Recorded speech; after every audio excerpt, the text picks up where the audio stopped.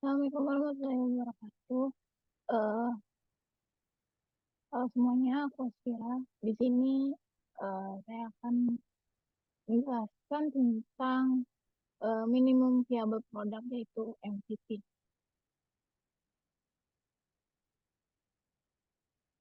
Mengapa MVP dan MVP validation penting dilakukan dalam mengembangkan inovasi digital? MVP tersebut itu sebuah produk atau fitur yang dikembangkan dengan minimum fitur yang cukup untuk memenuhi kebutuhan pelanggan dan untuk memvalidasi asumsi bisnis tentang produk tersebut. Tujuan utamanya untuk merilis produk secepat mungkin ke pasar untuk mendapatkan umpan balik dari pengguna dan kemudian menggunakan umpan balik tersebut untuk mengarahkan pengembangan selanjutnya. Untuk MVP validation ini adalah proses memastikan bahwa MVP yang telah dibuat sesuai dengan tujuannya, melibatkan pengumpulan umpan balik dari pengguna dan mengukur apakah MVP tersebut berhasil memenuhi tujuan yang ditetapkan.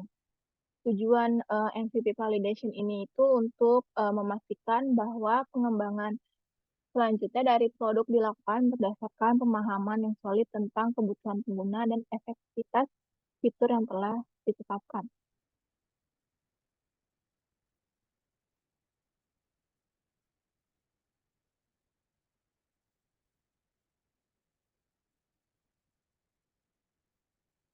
Selanjutnya itu ada cara mengembangkan MVP. Cara mengembangkan MVP itu ada 5 metode. Yang pertama itu ada explainer video, yang kedua ada eksperimen, yang ketiga ada Wizard of Oz, yang keempat ada Concierge MVP, dan yang kelima itu ada digital prototype. Explainer video ini melibatkan pembuatan video yang menjelaskan konsep produk atau layanan yang diusulkan, dan video ini digunakan untuk mengkomunikasikan nilai dan manfaat produk kepada orang lain atau calon pelanggan tanpa harus mengembangkan produk tersebut. Untuk eksperimen tersebut ini adalah merancang eksperimen yang dirancang untuk menguji asumsi-asumsi kunci tentang pasar atau pelanggan yang potensial. Untuk Wizard of Oz adalah pengguna diarahkan untuk berinteraksi dengan produk yang sebenarnya, namun di balik layar interaksi tersebut dikendalikan oleh manusia atau proses manual. Pengujian konsep dan fitur tanpa perlu mengembangkan teknologi di baliknya. Untuk concierge MVP itu ada layanan yang sangat dipersonalisasi, disediakan kepada sejumlah kesel pelanggan. Melibatkan interaksi langsung antara pengembangan atau tim pengembangan dengan pelanggan untuk memahami kebutuhan dan memberikan solusi secara manual. Digital prototype, eh, prototipe digital interaktif yang dikembangkan untuk mensimulasikan pengalaman produk dari produk yang diusulkan. Prototipe ini dapat berupa wireframe, mock-up, atau bahkan prototipe yang berfungsi penuh, tapi lebih sederhana dari produk akhirnya. Pengguna dapat menguji prototipe ini untuk memberikan umpan balik tentang fitur, fungsional, dan pengalaman pengguna sebelum mengembangkan produk secara penuh. Metode MVP ini dirancang untuk mengurangi risiko dan biaya yang terkait dengan pengembangan produk yang menguji konsep dan fitur secara cepat dan efisien sebelum melakukan investasi besar dalam pengembangan penuh. Ini adalah proyek kami, yaitu eh, menjadi pihak ketiga dari penjualan catering. Cerita bagaimana cara melakukan MVP validation dan jelaskan perubahan MVP yang terjadi karena temuan awal dari MVP validation. Di sini ada market size dan MVP method. Untuk TAM adalah total addressable market. TAM ini mengacu pada total pasar yang tersedia untuk produk atau layanan tertentu. TAM ini adalah ukuran terbesar dari potensi pasar yang bisa diakses oleh produk atau layanan. tanpa memperhatikan faktor-faktor pembatas seperti persaingan, regulasi, atau preferensi pelanggan. Estimasi TAM membantu perusahaan untuk memahami ukuran pasar maksimum yang bisa mereka capai dengan produk atau layanan mereka jika mereka memiliki 100% pangsa pasar. Selanjutnya itu ada SAM, Serviceable Addressable Market. SAM ini adalah segmen dari TAM di mana perusahaan memiliki kemampuan untuk menyediakan produk atau layanan mereka. SAM ini mencakup pasar yang dapat dijangkau secara efektif oleh perusahaan dengan sumber daya yang tersedia dan strategi pemasaran yang tersedia.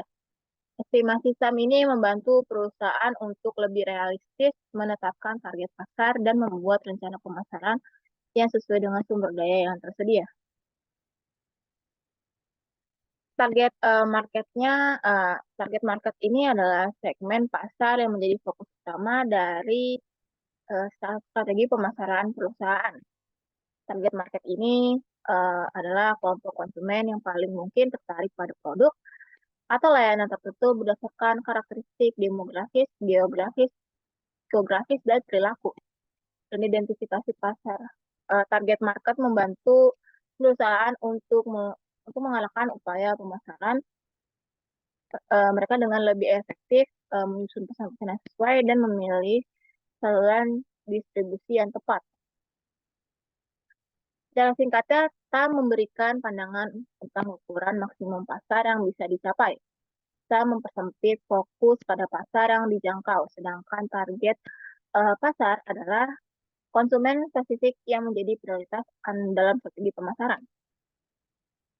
Analisis SAM, dan target market adalah sangat penting untuk merencanakan strategi pemasaran dan penetrasi pasar yang efektif. Untuk tim kami, tamu kami adalah masyarakat di Jakarta. Tamnya orang yang aktif mengadakan acara atau event pertemuan yang memerlukan catering. Target marketnya adalah organisasi, pekerja kantoran, orang yang membutuhkan healthy food, atau pengguna gym. MVP metodenya kami menggunakan Wizard of Oz. Setelah ini ada The Bull's Eyes Framework for Finding the Best Action Channel. The Bull's Eyes Framework ini adalah pendekatan yang dikembangkan oleh Gabriel dan Justin dalam buku mereka yang berjudul Traction: How Any Startup Can Achieve Explosive Customer Growth. Framework ini dirancang untuk membantu startup untuk menemukan saluran pemasaran atau traction channel yang paling efektif untuk mencapai pertumbuhan pelanggan yang signifikan. Dalam Bullseye Framework ada saluran pemasaran yang dibagi menjadi 3. Yang pertama itu ada outer ring, kitchen luar yang mencakup semua saluran pemasaran yang mungkin untuk dijelajahi. Outer ring ini daftar komprehensif dari saluran yang bisa dipikirkan termasuk SEO, iklan, media sosial, pemasaran konten, pemasaran email, referensi pelanggan, dan banyak lagi. Yang selanjutnya ada middle ring, cincin tengah yang berisi saluran yang telah dipilih untuk diuji dari cincin luar. Middle ring ini tahap di mana mulai menguji setiap saluran secara intensif untuk melihat apakah mereka efektif dalam mencapai tujuan pertumbuhan produk. Yang terakhir itu ada bullseye, yaitu sasaran dari pemasaran tunggal yang paling efektif untuk startup. Bullseye ini saluran yang memberikan hasil terbaik dan paling signifikan dalam mencapai pertumbuhan pelanggan. Setelah menguji berbagai saluran dalam cincin tengah, dapat menetapkan fokus pada saluran yang terbukti paling sukses untuk memperoleh pertumbuhan yang signifikan.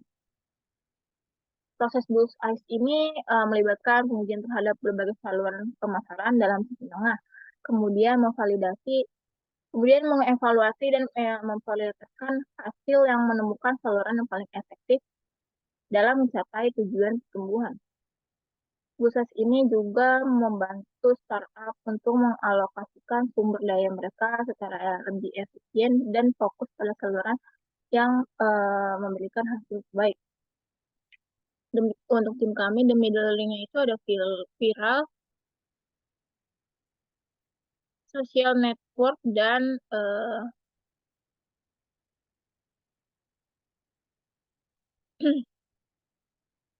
selanjutnya ada konsep acquisition, activation, retention, revenue, dan referral dalam growth hacker dan digital marketer.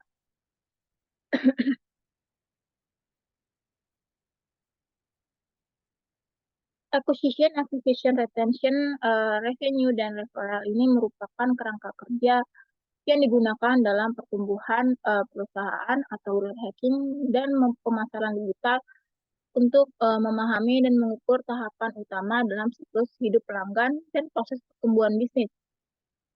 Yang pertama itu ada acquisition. Acquisition ini adalah uh, tahap untuk mencakup usaha-usaha untuk menarik perhatian target pasar dan mendapatkan pelanggan baru.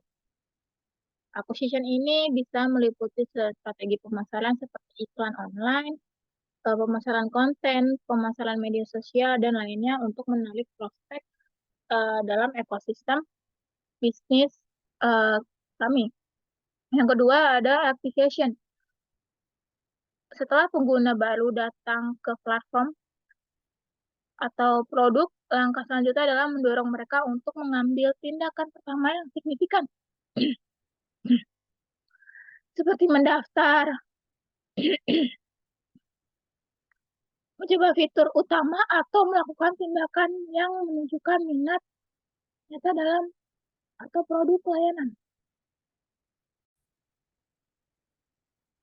Yang ketiga itu ada retention. Retention ini adalah pertahanan. Setelah pengguna melakukan tindakan pertama, penting untuknya mempertahankan mereka di dalam ekosistem produk yang dihasilkan. Retention ini melibatkan strategi untuk memastikan pengguna terus menggunakan produk atau layanan secara teratur dan tetap terlibat. Retention ini bisa mencakup pemasaran email, notifikasi, fitur-fitur pengguna, dan lain sebagainya. Yang keempat itu ada revenue. Revenue ini mengkonversi pengguna yang aktif menjadi pelanggan berbayar atau menghasilkan pendapatan dari pelanggan melalui berbagai model bisnis, seperti langganan, penjualan langsung, dan model penghasilan. Yang terakhir itu ada referral atau referensi. Ketika pengguna puas dengan produk atau layanan, mereka mungkin merujuknya pada orang lain yang dapat membantu dalam memperluas basis pengguna. Strategi untuk memanfaatkan referensi ini bisa meliputi program referral, intensif untuk pengguna yang merujuk, dan lain-lainnya. Kerangka kerja acquisition, activation, retention, revenue, dan referral ini membantu pemasaran digital dan growth hacker untuk memahami jalur pertumbuhan pelanggan, mengidentifikasi area yang memerlukan perhatian, dan mengukur kinerja strategi pemasaran dan pertumbuhan mereka melalui setiap tahapan siklus hidup pelanggan. Selanjutnya ini adalah produk yang sudah terjual dari